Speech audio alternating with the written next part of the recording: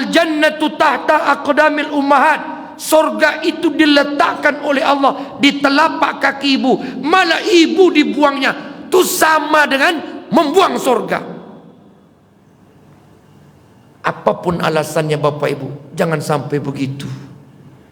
Saya maaf bicara Bapak Ibu ya, kalau ada di antara kita yang begitu. Ya, saya minta maaf, tidak maksud menyinggung.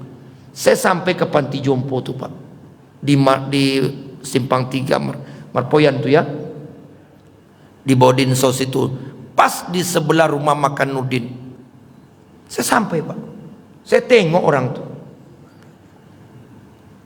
Maaf Bapak Ibu, bukan 1-2 orang, banyak penghuni panti jompo itu anaknya tinggal di Pekanbaru. Sudah haji demi Allah, sudah haji. Anaknya sudah haji Pak, suami istri sudah haji, bapak kandungnya dititip ke panti jompo. Mana otak itu? Ya Allah, sedih saya. Kok tega ya? Di mana salahnya Ustaz? Itulah panjang ceritanya.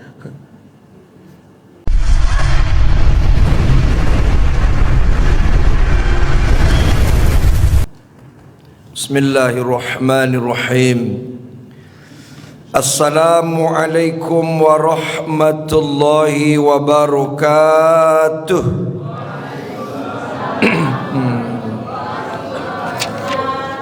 Sehat Bapak Ibu? Semangat pagi Pak ya. Ada makanan.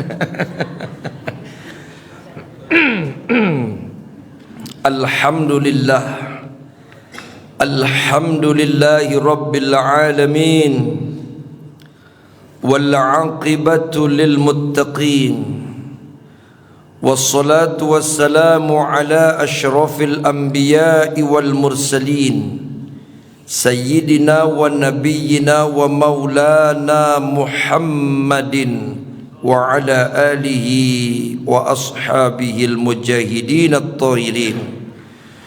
Asyhadu an la ilaha illallah wahdahu la syarika lah, iyyahu na'budu wa iyyahu nasta'in, wa asyhadu anna Muhammadan abduhu wa rasuluh al-mab'utsu rahmatan lil alamin. Allahumma salli wa sallim wa barik ala hadzal nabiyil karim wa ala alihi wa ashabihi ajma'in. Subhanaka la ilma lana illa ma 'allamtana innaka antal alimul hakim. Amma ba'd. Qala Allah ta'ala fi kitabihil karim, a'udzu billahi minasy syaithanir rajim. Bismillahirrahmanirrahim. Wa basyiril ladzina amanu wa 'amilus shalihat anna lahum jannatin tajri min tahtihal anhar ila akhir ayat. Sadaqallahul azim. Surah Al-Baqarah ayat 25. Yang saya hormati pengurus Masjid Al-Ikhlas, tokoh-tokoh masyarakat, Bapak RW, Bapak-bapak RT, Bapak Ibu, hamba-hamba Allah yang soleh dan solehah. Semoga yang hadir ini insya-Allah senantiasa dalam rahmat dan lindungan Allah Subhanahu wa ta'ala. Mari kita bersyukur kepada Allah Subhanahu wa ta'ala dengan mengucapkan alhamdulillahi rabbil alamin. Kita kembali hadir untuk melanjutkan kajian Islam.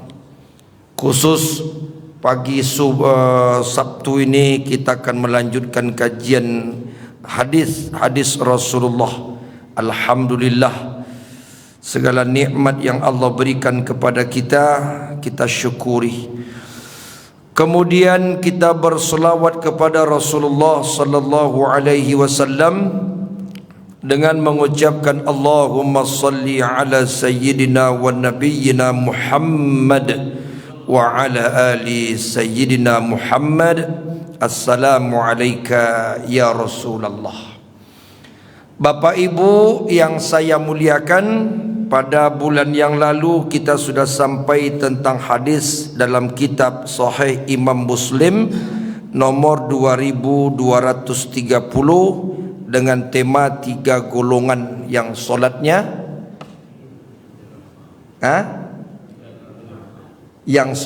ditolak oleh Allah. Sudah sampai kita dengan 3 golongan itu.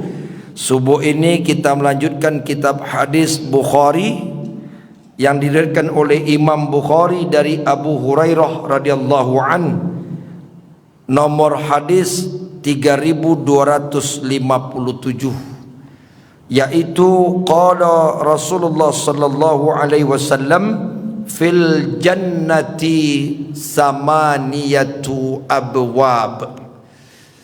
Hadisnya cukup pendek tapi butuh penjelasan yang cukup panjang. Fil jannati, dalam syurga, kata Rasulullah, samaniyatu abwab, terdapat 8 pintu menuju ke syurga. Jadi syurga itu ada 8 pintu, dan kita Bapak Ibu insya-Allah bisa masuk di antara salah satu pintu itu sesuai dengan amal ibadah kita masing-masing. Ada nama pintunya Babut Taubah, orang-orang yang bertaubat kepada Allah lalu tidak dirusak taubatnya, itu besok masuk pintu syurga lewat pintu itu. Ada namanya Babur Royan, pintu syurga khusus bagi orang yang puasa sunat. Siapa yang istiqomah puasa sunat besok dipanggil-panggil oleh Babur Royan, wahai fulan bin fulan, fulana binti fulan, masuklah lewat pintu sini. Itu Babur Royan. Ada namanya Babul Jihad, pintu orang-orang yang bermujahadah. Tidak hanya orang yang berperang di jalan Allah, tapi apapun sifatnya mujahadah, seperti berbakti sama orang tua, bagi istri berbakti kepada suami, bagi orang-orang yang rajin ke taklim, itu mujahadah. Bapak Ibu, kalau kita istiqomah taklim dan kita kejar kajian-kajian Islam, dianggap sebagai orang yang sedang berjihad di jalan Allah. Mujahadah, bersungguh-sungguh. Besok orang-orang yang rajin ikut taklim akan masuk surga lewat pintu Babul Jihad. Masya Allah, banyak pintunya. Ada babus sedekah, ada babus solah, ada babul silaturahim, ada babul haji wal umrah. 8 pintu surga. Maka Imam Al-Baghawi mengatakan, 1 amal saja sudah cukup membawa seseorang ke dalam syurga. Itulah kata Allah, wa basyiril ladzina amanu, berikanlah kabar gembira kepada orang-orang beriman, wa amilus solihat, dengan iman itu dia beramal soleh, anna lahum, bahwasanya bagi mereka, jannatin tajri min tahtihal anhar. Beriman, beramal soleh, disediakan oleh Allah surga yang mengalir anak sungai di bawahnya. Arti atau makna daripada anak sungai itu adalah kenikmatan yang tiada tara. Jadi Bapak Ibu, maksudnya adalah jangan kita beranggapan bahwa beramal itu memborong semua amal. Tidak. Ya, tak sanggup kita, Pak. Semua amal kita ambil, kita kerjakan, tak sanggup kita. amalkanlah amalan sesuai dengan kemampuan kita, dengan syarat yang wajib-wajib kita punya sebagai modal. Solat wajib, itu modal itu, jangan ditinggal. Puasa Ramadan, itu wajib. Kalau kita punya harta, zakatkan, itu wajib. Lebih mampu lagi, bisa haji umroh, itu semua modal. Di luar modal-modal yang wajib ini, mestinya ada satu amalan yang unggul yang membawa kita ke surga. Pilihlah. Jangan diborong semua.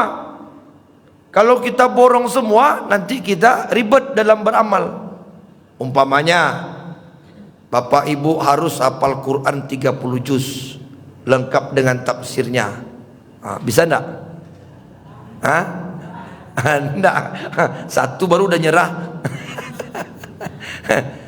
Sudah berapa juz hafal? 3 juz. Masya Allah. Siapa yang bilang 3 juz tadi itu? Itu bisa diangkat jadi imam tuh. Sudah hafal 3 juz. Bagus pula bacaannya, itu Masya Allah, luar biasa.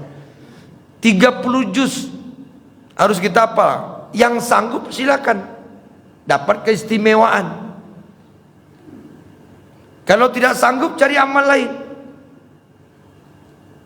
Bapak Ibu umpamanya sanggup tahajud, Bapak Ibu, waduh Ustaz, saya tidak kuat tahajud. Kenapa? Tidur saya itu susah bangun. Kadang-kadang meletus bom tak juga bangun. Saking lelapnya tidur, meletus petir, tidak bangun. Itu enak tidur tuh. Berita kemarin, berita banjir, saya lupa nama daerahnya, tenggelam rumahnya oleh air. Dia terapung di atas kasur tidur, tidak bangun dia. Luar biasa. Itu luar biasa tidurnya tuh, sampai bisa terapung di atas air, tak bangun, dibangunkan orang. Pak Soleh, mana Pak Soleh itu?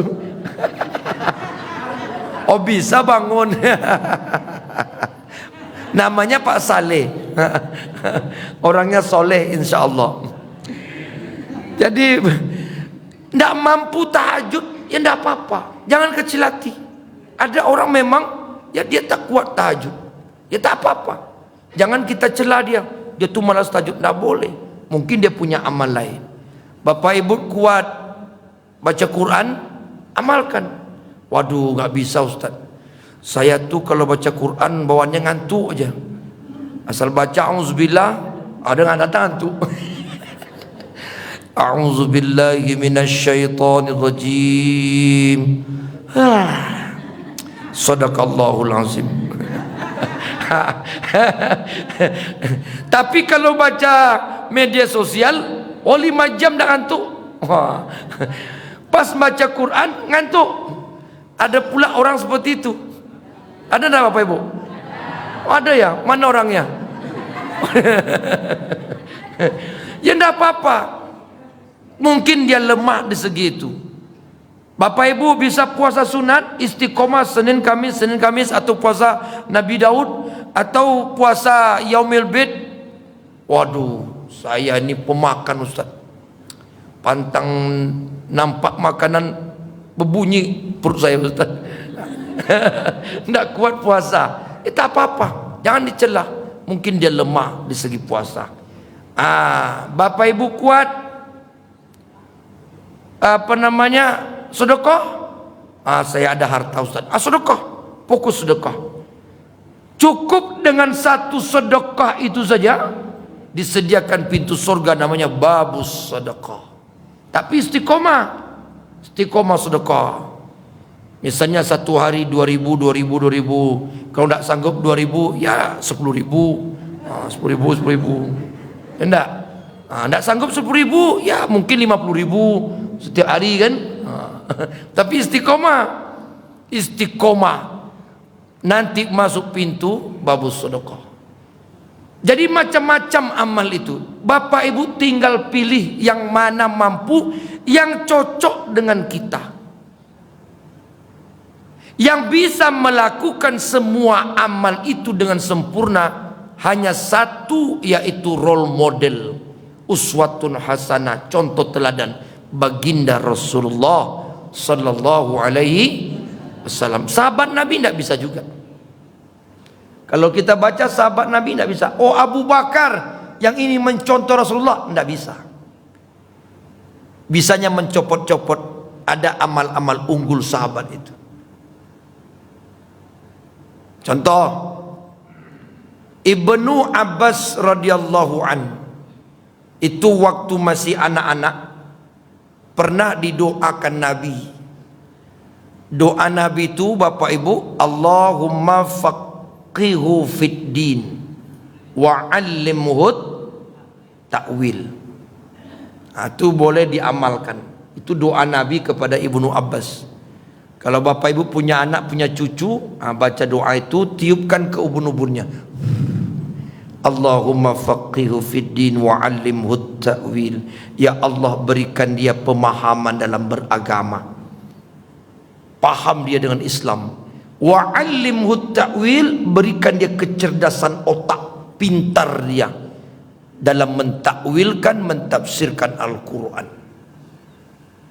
Doa Nabi itu dikabulkan Allah. Ibnu Abbas di masa dewasa hafal Quran 30 juz, lengkap dengan mentafsirkan, mentakwilkan Al-Quran. Maka sahabat Nabi yang paling cerdas itu Ibnu Abbas. Suatu ketika Nabi pernah mengatakan, jika nanti suatu ketika aku tidak berada di antara kalian, yang mungkin maksudnya meninggal dunia, dan kalian sahabat-sahabatku bertemu dengan persoalan-persoalan Islam, tanyalah kepada Ibnu Abbas. Bahrul ulum, lautan ilmu. Ibnu Abbas itu sudah diberikan Allah pemahaman yang sempurna dalam agama. Seolah-olah Nabi ingin mengatakan, ini wakilku kalau aku nanti meninggal, pelanjut ilmuku. Ibnu Abbas. Ali bin Abi Thalib juga pintar, tapi Ibnu Abbas jauh lebih pintar. Tetapi Bapak Ibu, Ibnu Abbas tidak ahli sedekah seperti Utsman bin Affan, seperti Abdurrahman bin Auf, seperti Zubair bin Awam, apalagi Abu Bakar Siddiq. Tak sama. Tak bisa dia. Yang bisa itu Rasul. Rasul itu ahli Quran. Rasul itu ahli sedekah. Pernah ditanya oleh sahabat kepada Aisyah radhiyallahu anha, ya Ummul Mukminin, bagaimana Nabi bersedekah? Kata Aisyah radhiyallahu anha, kalau Nabi itu bersedekah seperti angin lewat, angin lalu. Maknanya bagaimana Bapak Ibu? Dapat harta di luar, contohnya seperti ghanimah, harta rampasan, itu menjelang ke rumah Nabi bersedekah, sedekah, sedekah, sedekah, sedekah, sedekah, sedekah, sampai di rumah cukup untuk makan. Selebihnya disedekahkan. Kalau bapak terima gaji di kantor umpamanya 10 juta, tanggal 1 terima gaji bagi yang bekerja, menjelang pulang ke rumah bapak bersedekah, sedekah, sedekah, sedekah, sedekah, sedekah, sampai di rumah tinggal 100.000. Gaji 10 juta Pak. Istri bertanya, jadi terima gaji Bang? Jadi, mana dia? 100.000. Gaji abang berapa? 10 juta. Mana yang lain? Sedekah. 3 hari istri minta diceraikan. Kalau gini kita nak sanggup saya Bang. Penting pula orang lain lagi. Kenapa Pak? Istri kita bukan Aisyah. Tidak bisa. Kalau Aisyah, dia bisa menerima itu. Bangga dia kalau Rasul itu bersedekah. Kalau istri kita, suami bersedekah, cemberut dia. Tapi bukan istri-istri sini. Cobalah, dari 10 juta tinggal 100.000. Istri mana yang tahan? Tidak tahan itu. Tidak akan bisa menerimanya. Karena level kita beda.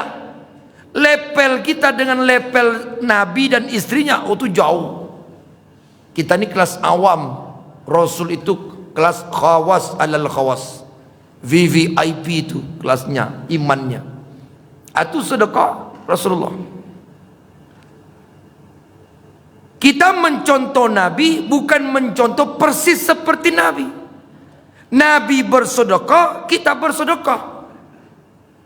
Tapi kalau Nabi bersedekah seperti itu, kita seperti itu, itu tidak dianjurkan. Contohlah Nabi, tapi bukan persis seperti Nabi.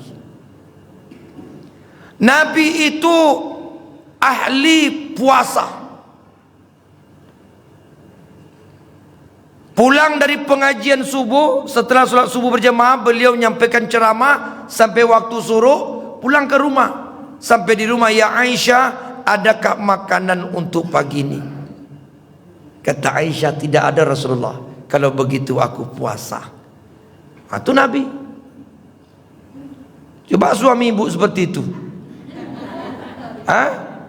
Ma, ada kopi pagi ini? Tak ada. Teh? Tak ada. Sarapan? Tak ada. Apa tanggapan suami?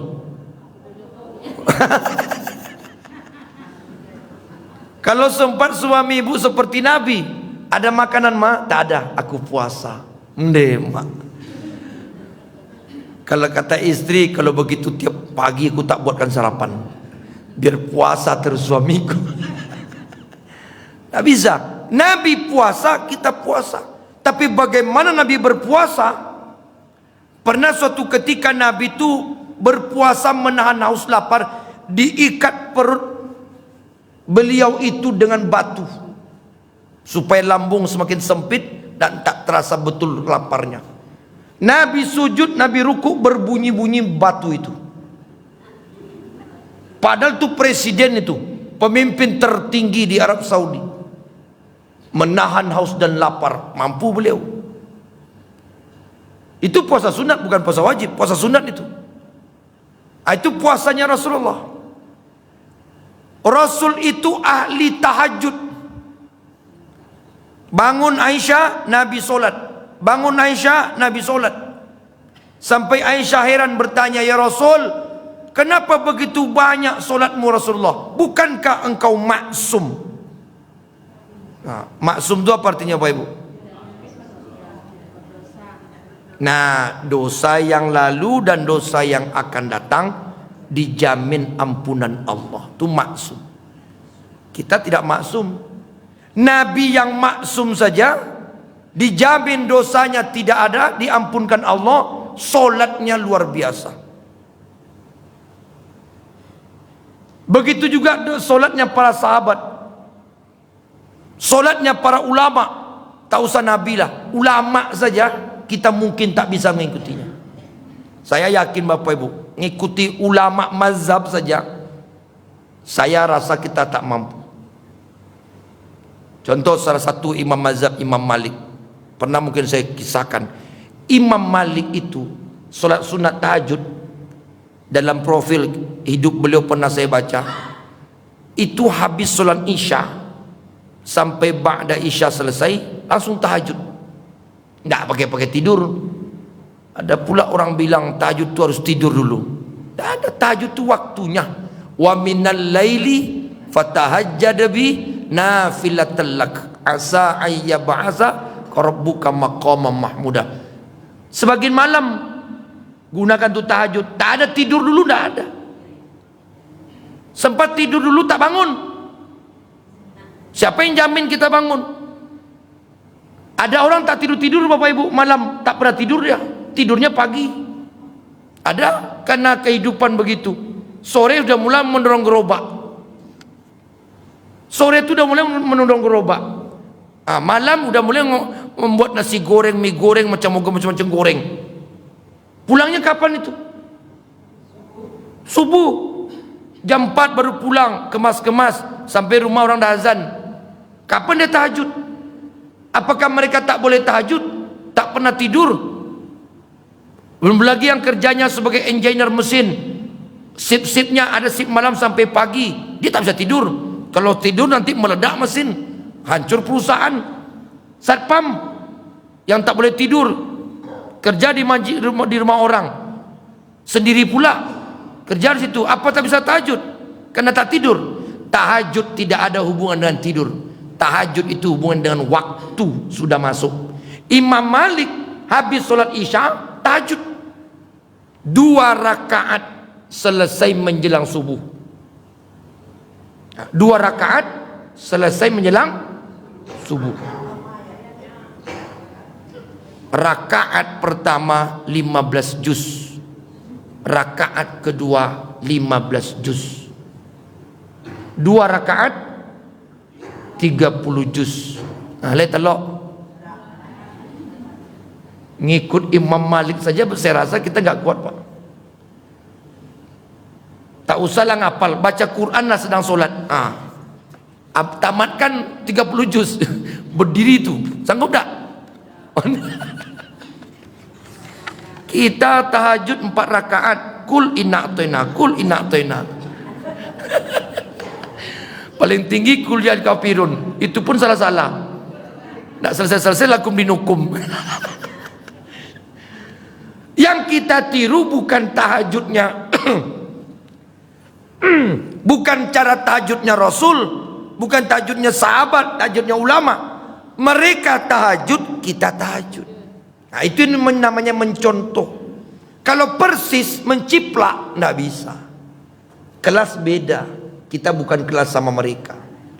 Tapi kalau Bapak Ibu coba-coba meniru, ya silakan. Enggak? Ngapal Quran saja enggak? Bagaimana bisa sholat sunat tahajud 2 rakaat 30 juz? Ngapal Quran aja enggak? Udah kena di situ kita. Itu Imam Malik. Imam Syafi'i kalau baca Quran 1 hari khatam 2 kali. 1 hari khatam 2 kali. Bagaimana tuh cara baca Quran itu? Tapi memang begitulah mereka. 30 juz itu di kepalanya dibacanya seperti membaca air lancar begitu aja. Nah, kita ngaji innal lazina kafaru. Kapan khatamnya? Setahun baru khatam. Itu pun kalau khatam syukurlah. Itu tahajudnya Rasulullah. Rasul ahli tahajud. Sedekahnya ahli. Semua itu hanya Rasul yang punya. Sahabat-sahabat Nabi tak bisa. Abdurrahman bin Auf, Utsman bin Affan, Zubair bin Awam, Abu Bakar Siddiq itu ahli sedekah. Apalagi Abu Bakar, Bapak Ibu. Abu Bakar itu pernah Nabi minta donatur untuk jihad jalan Allah. Hai sahabat-sahabatku, kita akan diserang oleh orang kaum kafir. Kita akan berjihad, berperang. Ayo siapkan dana yang banyak, karena kita akan meninggalkan negeri kita. Kita butuh pasukan biaya yang besar. Siapa yang mau menyumbang sedekah? Berdiri Abu Bakar, ya Rasul, aku bersedekah semua hartaku, semua, tanpa tersisa, semua. Nah, baca kisah sahabat Nabi. Abu Bakar itu sedekah habis semuanya. Rasul bertanya, ya Abu Bakar, apa yang kau tinggalkan untuk istri dan anakmu? Kata Abu Bakar, aku tinggalkan istri dan anakku kepada Allah dan Rasulnya. Itu jawaban Abu Bakar. Kemudian ada sahabat Nabi yang ingin meniru Abu Bakar. Ya Rasul, saya mau seperti Abu Bakar, semua harta aku sedekahkan. Rasul melarang. Oh jangan, tak usah. Kau bukan Abu Bakar. Antara sahabat-sahabat saja dibatasi Nabi itu. Ada yang ingin seperti Abu Bakar, dilarang Nabi. Kau bukan Abu Bakar. Jangan semua ikut sedekahkan, semampumu saja. Kenapa? Rasul tahu sahabat iman itu setebal apa. Kalau Abu Bakar itu Nabi tak ragu imannya. Satu-satunya orang yang paling tidak pernah goyang imannya itu Abu Bakar. Dan itu pernah teruji. Di saat sahabat lain pernah ragu dengan peristiwa Isra Mi'raj, di saat orang Islam banyak yang murtad dengan peristiwa Isra Mi'raj, ketika Nabi turun dari Sidratul Muntaha bercerita di Ka'bah dekat Mekah, Abu Lahab berdiri, kalian percaya cerita dongeng orang gila ini? Ini Muhammad udah gila ini. Ke Palestina satu malam, langit ketujuh, turun malam itu juga. Orang gila ini. Apa iya Nabi mendongeng? Apa iya Nabi berdusta? Apa iya Nabi ke Palestina satu malam, ke langit satu malam? Ragu. Yang lain murtad. Peristiwa Isra Mi'raj itu berbondong-bondong orang murtad. Datang Abu Lahab, dicarinya Abu Bakar untuk penentu nih, kunci terakhir. Kalau Abu Bakar ragu, maka Islam hancur waktu itu. Datang Abu Lahab, Abu Bakar, ya, menurut engkau kalau kita ke Palestina itu berapa hari baru sampai? Oh, Palestina jauh, bisa 1 bulan lebih. Kalau kita ke langit sampai langit ke-7, berapa lama kira-kira? Wah, itu wallahu alam. Berapa lama ke langit? Saya belum pernah sampai ke langit. Ada orang cerita dia ke Palestina, terus naik ke langit, turun juga malam itu juga. 1 malam ke Palestina, 1 malam dia selesai ke langit. Kau percaya enggak? Atau pula mempengaruhinya. Siapa yang cerita seperti itu? Ya temanmu lah, Muhammad. Kalau Muhammad yang cerita, lebih dari itu aku percaya. Waktu Abu Bakar, satu-satunya orang yang mengatakan itu hanya Abu Bakar. Maka Abu Bakar diberi gelar oleh Nabi As-Siddiq. Apa arti As-Siddiq? Yang membenarkan peristiwa Isra Mi'raj. Hanya satu, yaitu Abu Bakar. Maka ketika Abu Bakar begitu dia bersedekah, Nabi tak ragu, karena Nabi sudah ukur iman Abu Bakar. Kalau bapak ibu seperti itu bersedekah, tiba-tiba pengurus masjid, bapak ibu kita butuh rehab masjid untuk bangun rumah ini, bangun toilet dan makanya, berdiri suami ibu, saya Pak Pengurus, semua harta saya sedekahkan, mobil saya, emas istri saya, semua saya sedekahkan. Ibu mendengarkannya kurang ajar, pulang ke rumah kelahi itu. Nggak bisa. Abu Bakar ahli sedekah, Utsman ahli sedekah, Abdurrahman bin Auf, Zubair bin Awam, itu raja-raja sedekah. Tapi mereka ini tidak ahli Al-Quran, tidak bisa mentafsirkan Al-Quran seperti Ibnu Abbas radhiyallahu anhu. Itu pula kelemahannya. Tidak bisa. Itu khusus Ibnu Abbas yang mampu amal seperti itu. Ada lagi satu sahabat, Bapak Ibu, dipanggil oleh Nabi, ya sahabatku, tadi malam aku mendengarkan suara sandalmu di dalam surga saat aku bermimpi. Kan kisah itu kan populer itu, ya kan? Apa amalmu wahai sahabat? Kenapa sampai aku dengarkan suara terompamu di surga? Nabi itu mimpi wahyu. Wahyu itu dari Allah. Sebagaimana Nabi Ibrahim bermimpi saat diperintahkan menyembelih Ismail, lewat mimpi juga. Di para nabi itu terima wahyu bisa lewat mimpi, bisa lewat tidak mimpi, dan macam-macam. Jadi wahyunya turun bahwa Allah izinkan sahabat ini sampai ke surga, sampai didengar oleh Nabi suara sandalnya. Siapa sahabat itu Bapak Ibu? Bilal bin Rabah. Siapa Bilal? Apakah dia ahli sedekah? Tidak, orang miskin. Apakah dia pandai mentafsirkan Al-Quran? Tidak. Dia tak paham seperti Ibnu Abbas, tapi dia punya amal. Nah, jadi sahabat begitu Bapak Ibu. Bilal bin Rabah itu amalnya satu yang paling unggul, yaitu wudu. Wudu, salat sunat wudu, batal wudu, berwudu, batal wudu, berwudu, batal wudu, berwudu. Salat sunat wudu. Amal Bilal itu mengantarkan beliau ke surga. Walaupun satu itu yang paling unggul. Pernah suatu ketika dalam sebuah riwayat dikatakan Bilal itu mau makan buah saja, buang angin, tidak jadi makan buah, berwudu dulu. Berwudu dulu. Selesai berwudu, beliau salat sunat wudu, baru nak makan. Pas nak makan, buang angin, berwudu lagi. Itu Bilal sampai betul-betul suci badan beliau baru makan. Kita jangankan makan buah, makan nasi aja belum tentu berwudu. Kalaupun berwudu mungkin sisa sholat tadi. Iya kan? Itu.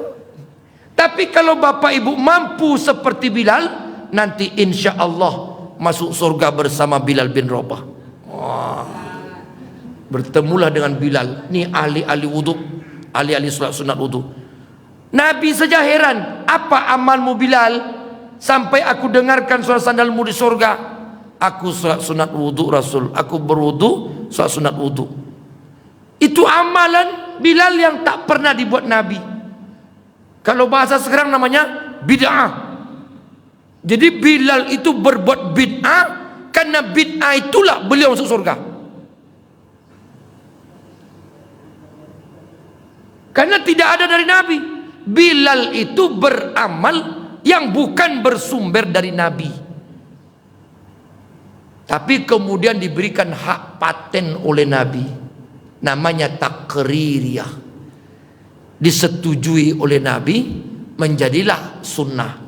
Siapa yang sholat sunat wudhu sampai sekarang, dia mengikuti Bilal, bukan ikut Nabi, tapi hukumnya sunnah karena diberikan hak paten.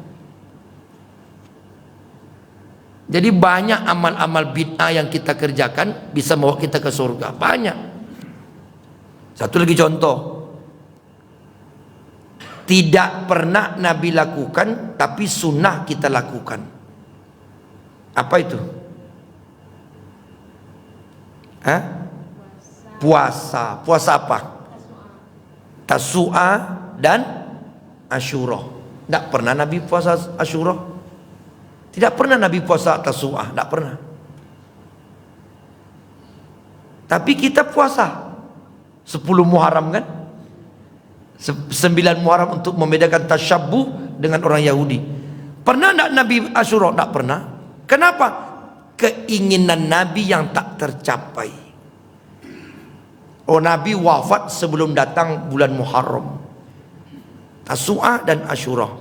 Tapi siapa yang mengamalkannya dapat pahala dan dapat ampunan dosa, walaupun itu tak dibuat oleh Nabi.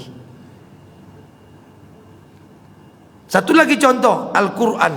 Ini Al-Quran ini bid'ah semua ini. Kalau aslinya Al-Quran itu Bapak Ibu tidak bertitik, tidak berbaris, tak ada titiknya. Batasa itu sama itu. Yang ahli tata bahasa yang bisa baca. Orang-orang Arab ngerti dia. Bagaimana bisa membedakan mana ba, mana ta, mana sa? Titiknya membedakannya. Ini titik tak ada. Mana ja, mana ha, mana kha. Bagaimana membedakannya? Titik. Zaman Nabi tak ada titik Al-Quran sampai zaman Khalifah. Khulafaur Rasyidin tak ada. Sampai zaman Ali bin Abi Thalib tak ada titik Al-Quran. Tapi Umar bin Abdul Aziz, Khalifah ba'da Khulafaur Rasyidin, cicitnya Umar bin Khattab yang memberi titik dan baris. Bid'ah. Seandainya Umar bin Abdul Aziz tidak melakukan bid'ah, maka kita belum tentu bisa baca Quran. Sedangkan dikasih titik aja belum tentu pandai baca. Salah-salah panjang pendek udah dikasih titik tuh. Tak usahlah yang dikasih titik seperti Rasam Usmani. Ini namanya Rasam Usmani, Pak. Ya, itu kalau Al-Quran cetakan Madinah, itu dah Rasam Usmani itu. Itu Madinah asli, banyak orang Islam tak pandai baca tu. Karena tanda panjang pendeknya tak jelas. Itu yang biasa baca Quran, yang pandai baca Quran pandai baca. Tapi kalau baru belajar Al-Quran, baca cetakan Madinah, bingung itu. Allah saja pendek, tulisannya Allah tu pendek, padahal panjang. Itu sudah dikasih baris itu, masih salah baca. Apalagi tak bertitik. Itu amalan yang tak dibuat oleh Nabi, diamalkan oleh Umar bin Abdul Aziz. Bid'ah itu. Jadi Bilal bin Rabah beramal yang tak dibuat Nabi, disampaikan Allah ke surga. Masya Allah. Paham Bapak Ibu? Jadi amal itu tidak semua kita borong. Ada lagi satu pemuda, seorang anak muda di zaman Nabi, tapi tidak pernah bertemu Nabi. Hidup di zaman dengan Nabi, sezaman dengan Nabi. Kenapa tak ketemu Nabi? Jauh rumahnya, kampungnya jauh di Yaman. Yaman itu dari Madinah, pernah saya tanya kawan-kawan di Mekah itu, jaraknya 500 kilo lebih kurang. Sama jarak Mekah Madinah. Kalau sekarang ada bus 5 jam 6 jam, putus lewat tol. Kalau zaman dulu batu terjal. Kapan anak muda ni ke Madinah? Sahabat Nabi yang pernah sampai ke sana menyampaikan dakwah. Ibnu Mas'ud, Ibnu Abbas yang menyampaikan dakwah ke sana. Berimanlah orang-orang Yaman, tapi tak pernah ketemu Nabi. Nabi berpesan kepada Umar bin Khattab dan Ali bin Abi Thalib radhiyallahu anhuma, kalian nanti cari seorang laki-laki di Yaman, doanya mengguncang arasy Allah, dirindukan oleh surga. Dia tak pernah ketemu kita. Kabar dari malaikat, Allah menyampaikan, dia tidak populer, tak terkenal, pemuda miskin pencari kayu bakar, tapi seluruh malaikat kenal namanya. Minta doa kepadanya. Kata Rasulullah, itu wasiat Nabi loh. Padahal Abu Bakar ada, masih hidup. Yang Abu Bakar sahabat Nabi paling utama. Umar sendiri doanya mustajab. Utsman bin Affan masih ada. Ali bin Abi Thalib ahli ibadah. Tapi kenapa pemuda ini lebih hebat doanya? Apa amalannya? Siapa namanya? Wais Al-Qarni. Sampai Umar bin Khattab radhiyallahu an dan Ali bin Abi Thalib karamallahu wajahu datang ke sana, karena itu wasiat Nabi. Berangkat, bertemulah pemuda yang bernama Uwais Al-Qarni. Hidup sederhana, pencari kayu bakar, apalah daya, duit, harta tak punya. Hidup untuk penyambung, makan hidup, penyambung hidup saja. Apakah Uwais ahli sedekah? Tidak. Apakah ahli tahajud? Tidak. Lebih hebat tahajud sahabat. Apakah Uwais ahli Al-Quran? Tidak. Banyak sahabat lebih hebat. Apakah Uwais rajin puasa? Kalah dibandingkan sahabat. Hebat sahabat lagi. Tapi Uwais Al-Qarni di depan mata Umar dan Ali disaksikan, Uwais mempunyai ibu orang tua yang sudah rentah, kakinya lumpuh, matanya sudah mulai pudar. Uwaislah yang menyuapkan makanan ibunya. Uwaislah yang memandikan ibunya. Uwaislah yang mengantar ibunya ke toilet buang air. Uwaislah yang membersihkan kotoran ibunya. Uwaislah yang memakaikan pakaian ibunya. Uwaislah yang menggendong kemana-mana ibunya mau pergi, ke pasar, kemana pergi. Sampai Uwaislah yang menggendong ibunya naik haji dari Yaman ke Madinah 500 kilo, dari Madinah ke Mekah 500 kilo, berbulan-bulan menggendong ibu, jalan kaki tak pakai onta, tak pakai kuda. Memang duit tidak ada. Tanpa mengeluh, siang malam, malam dingin, siang terik matahari, tanpa mengeluh, terguncang, berguncang aras Allah. Amalan Uwais birrul walidain, berbakti kepada orang tua. Jadi amal tuh begitu. Oh, ibu tuh tak pernah tahajud Pak Ustadz, bapak tuh malah tahajud. Ya enggak apa-apa, mungkin dia ahli sedekah. Oh, sempili Pak Ustadz, sempili bakhil. Ya mungkin dia ahli puasa. Nggak ada puasa Pak Ustadz, pemakan misalnya. Mungkin dia rajin baca Quran. Mana pula dia ngajinya ngantuk Ustadz. Ya mungkin dia berbakti sama orang tuanya. Kita tidak tahu. Macam-macam amal itu. Nah, Bapak Ibu yang dimuliakan Allah, dari macam-macam amal itu, yang mana kita mampu? Bisa seperti Uwais. Alhamdulillah, beruntunglah Bapak Ibu yang masih punya orang tua. Tidak mesti mencontoh Uwais itu harus menggendong ibu juga, enggak. Harus gendong ibu ke pasar, enggak. Sekarang punya mobil, ya pakai mobil. Sekarang punya pesawat, naik haji, ya naik haji pakai pesawat. Jangan gendong pula emak ke Mekah. Enggak begitu mencontoh itu. Uwais berbakti, kita berbakti. Bagaimana Uwais berbakti? Jangan ditiru. Jangankan ke Mekah kita gendong, ke toilet aja belum tentu bisa kita menggendongnya. Paling-paling di papa-papa, itu pun sambil cerewet. Beruntunglah orang yang masih punya orang tua, atau beruntunglah anak-anak ibu yang masih punya orang tua. Alhamdulillah, tolong dimuliakan. Itu pintu surga. Beberapa waktu yang lalu saya nonton video, sempat memenangi saya Bapak Ibu. 2 perempuan berjilbab. Saya baik sangka saja ini muslim ini. Perempuan berjilbab masih muda-muda mengantar ibunya kemana? Ke panti. Ya Allah, langsung terdetak jantung saya. Seandainya anak saya seperti itu, apa yang ingin saya katakan? Papa, misalnya kan ayah, kami sibuk bekerja ya, tidak terurus saya. Pembantu tidak kami sanggup bayar. Udah ayah kami titip panti jompo ya. Ya Allah, rasa tak terpijak bumi itu lagi. Ini rupanya anak yang dibesarkan.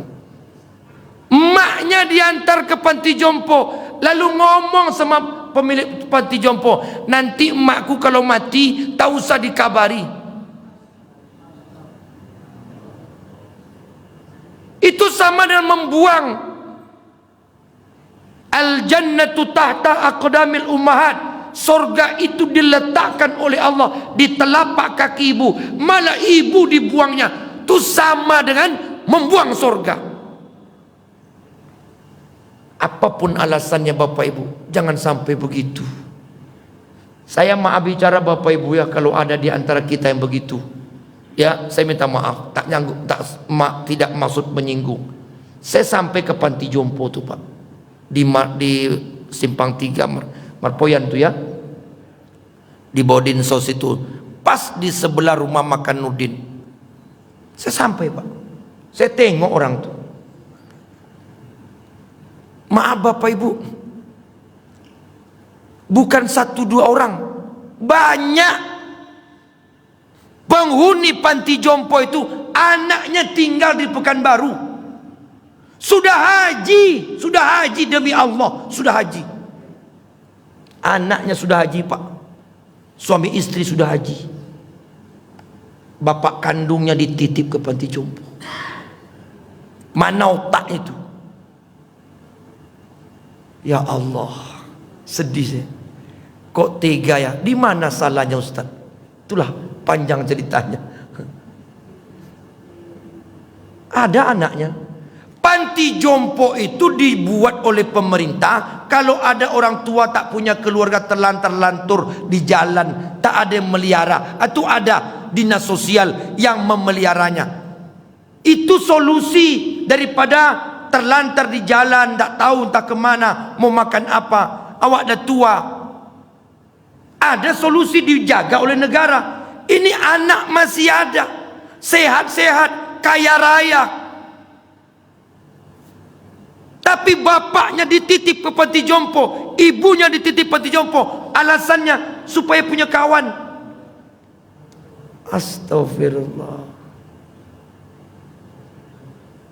Dan itu kenyataannya. Tak usah jauh-jauh, di Pekanbaru itu. Silakan bapak datang sana. Saya sudah ke sana. Kira-kira sampai surga enggak tuh? Surga dibuang? Nah, itulah Uwais di situ hebatnya, Pak Ibu. Uwais itu tak punya apa-apa, tapi sayangnya dengan orang tua, sayangnya dengan ibunya melebihi semuanya. Bahkan pernah Uwais itu ketika tawaf, Bapak Ibu, tawaf, ditanya sama maknya, apa yang kau baca doa Uwais? Semoga mama sehat, semoga ibu sehat, semoga ibu diampunkan Allah, semoga ibu masuk surga. Mana untung kau? Yang penting ibu, asal masuk ibu ke surga, sudah senang saya. Masya Allah. Ibunya, bukan dia, ya Allah sihatkan badanku, berikan aku rezeki. Bukan itu minta Uwais. Ibunya. Maka wajar kata Rasul, doa Uwais itu mengguncang arsy Allah. Paham Bapak Ibu? Ada pertanyaan? Kok pada tegang semua ini? Ada pertanyaan? Silakan Pak.